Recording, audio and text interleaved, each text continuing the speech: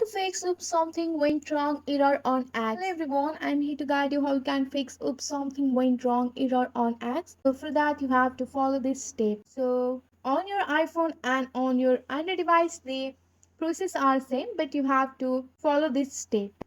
Here you have to follow this step. First of all, you have to check the any update available on your X app. Go for your Play Store or Apple Store, and on the search bar you have to search for the X here. Once you have searched for the app, if there is any update available, then you have to update up your app. So once you have updated up your app, you have to go for your device setting here.